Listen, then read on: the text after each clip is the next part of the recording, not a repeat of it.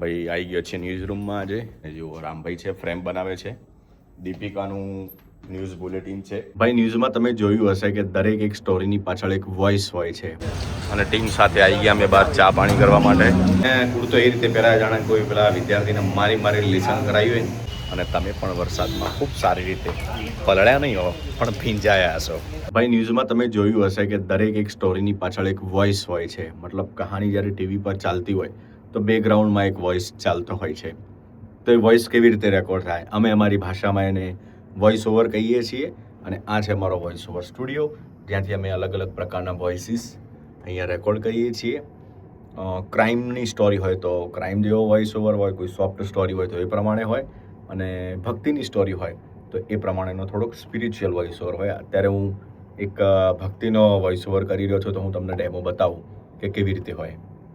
Package 1. હનુમાનજીનું નામ સાંભળતા જ આપણા મનમાં બળ, ભક્તિ અને સંકટમાંથી ઉગારનારા દેવનું સ્વરૂપ ઊભું થાય છે. પરંતુ આજે અમે તમને એવા હનુમાનજીના દર્શન કરાવવા જઈ રહ્યા છીએ જ્યાં તેઓ યુદ્ધવીરની મુદ્રામાં નહીં પરંતુ વિશ્રામ મુદ્રામાં બિરાજમાન છે અને જ્યાં પહોંચતા જ મનને એક અનોખી શાંતિનો અનુભવ થાય છે. ચાલો દર્શન કરીએ અમદાવાદ નજીક આવેલા રાંચરડાના શ્રી સંકટમોચન મહાવીર હનુમાન મંદિરના. તો ભાઈ આ રીતે અમે વોઇસ ઓવર કરતા હોઈએ છીએ. ઘણા લોકો કહે છે કે તમારો વોઇસ એડિટ હોય, ઇફેક્ટ કરેલી હોય. કશું જ એવું હોતું નથી. ઓરિજિનલ વોઇસ કાઢવાનો હોય છે. પછી મિત્રો જે વોઇસ રેકોર્ડ થઈ જાય એને અમે આ રીતે ટાઈમલાઈન પર લઈ અને ક્યાંક અમારાથી ફંબલ થયું હોય, ભૂલ થયું હોય તો એને અમે એડિટ કરતા હોઈએ છીએ. જેમ કે આ વોઇસ ઓવર હમણાં જ તમારી આગળ મેં રેકોર્ડ કર્યો છે. VO1 અમદાવાદ નજીક રાંચરડા ગામના શાંત તળાવના કિનારે પ્રકૃતિના ખોળામાં બિરાજમાન છે શ્રી સંકટમોચન મહાવીર હનુમાન મંદિર. તે ભાઈ ટીવીની અંદર થાય છે વોઇસ ઓવર, જેને જે સારો વોઇસ ઓવર કરતા હોય અને અમારી લેંગ્વેજમાં વોઇસ ઓવર આર્ટિસ્ટ કહેવામાં આવે છે. અને વોઇસ ઓવર કરતાં કેવી રીતે શીખવું, તો ઘણા લોકોને એવો પણ પ્રશ્ન હોય તો તમારો બેઝવાળો વોઇસ હોય તો રીડિંગથી કે ટીવીમાં સાંભળીને તમે વોઇસ ઓવરની પ્રેક્ટિસ ઘરે કરી શકો છો. તમે પણ સારા વોઇસ ઓવર આર્ટિસ્ટ બની શકો છો. Thank you. આ વિડીયો તમને કેવો લાગ્યો? મેં વોઇસ ઓવરની સિસ્ટમ વિશે સમજાવ્યો. આમાં કોઈ એડિટિંગ નથી, ઓરિજિનલ છે વોઇસ જે છે. અને હા, વોઇસ ઓવર કરીએ ત્યારે અહીંયા ગળાને બહુ લોડ પડતો હોય છે, એટલે વચ્ચે વચ્ચે પાણી પણ પીતા રહેવું પડે, કારણ કે જેટલી તાકાતથી વોઇસ ઓવર કરીએ એટલે ગળાનો જે બેઝ કાઢવાનો હોય એટલે લોડ પડતો હોય અને એનાથી થાક પણ લાગે મનને. Keep watching JD Gujarati. ભાઈ આવી ગયો છે ન્યૂઝ રૂમમાં આજે. એક નવો દિવસ, નવી શરૂઆત, નવું કામ, નવા ચેલેન્જીસ. અને જુઓ રામભાઈ છે ફ્રેમ બનાવે છે. દીપિકાનું ન્યૂઝ બુલેટિન છે તો એ પણ રેડી થઈ રહ્યા છે. અને આજે ઓફિસમાં મને 5-7 જણા એવા મળ્યા કે બધાની તબિયત થોડી વીક છે. ખબર નહીં, વાતાવરણ એવું છે. મને પોતાના પણ આખું બોડી પેઇન થાય છે, તાવ જેવું ફીલ થાય છે.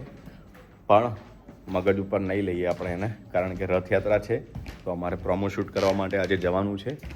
તો જેમ જે લોકોના ન્યૂઝ બુલેટિન પૂરા થાય છે એ લોકો અમારી આખી ટીમ બહાર ફિલ્ડમાં જઈ, મંદિરે જઈ અને રથયાત્રા માટે અમારું એક શૂટ ચાલી રહ્યું છે. કારણ કે તમને ખબર જ છે કે રથયાત્રા કેટલી ભવ્યથી ભવ્ય અમદાવાદમાં થાય છે. સીતારામ. બરાબર જ્યારે અમે પ્રોમો શૂટ કરવાનું વિચાર્યું એવામાં જ વરસાદ પડ્યો ધોધમાર અને ટીમ સાથે આવી ગયા અમે બહાર ચા પાણી કરવા માટે. પણ ચાલુ વરસાદમાં જવું તો પડશે જ. શું કહેવું મંગભાઈ? ભાઈ જુઓ જગન્નાથજીના મંદિરે આવી ગયા. અહીંયા ભજન ચાલી રહ્યા છે બધા અને પ્રોમો શૂટ કરવો છે, પણ વરસાદ બંધ થાય તો કંઈક અમારાથી ભેગું થાય એવું છે.